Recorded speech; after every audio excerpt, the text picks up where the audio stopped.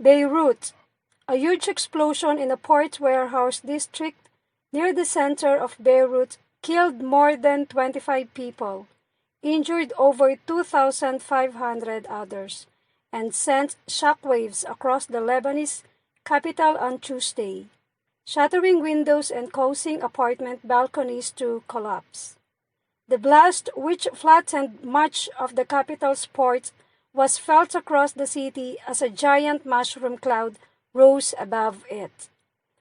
Lebanon's health minister said hundreds of people were wounded, as witnesses said many were injured by flying glass and debris.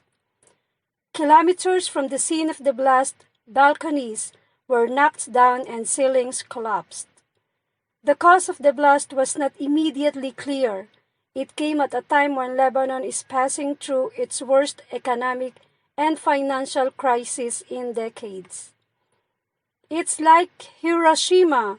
Footage from the Daily Star, a Lebanese newspaper's offices in the city, appeared to show parts of the roof fallen in, blown out windows and damaged furniture, indicating the strength of the blast. An ABC News journalist in the city felt the blast from her apartment, more than a kilometer from the port, as her windows and doors were blown out, filling the stairwell with thick dust as residents dashed to exit the building. Dozens of residents, some covered in blood, scrambled to their cars to leave the area for the safety of nearby mountains, a population accustomed to catastrophe.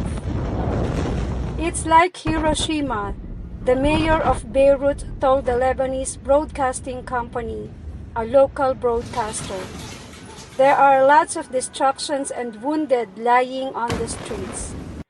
The U.S. State Department have yet to comment on the blast.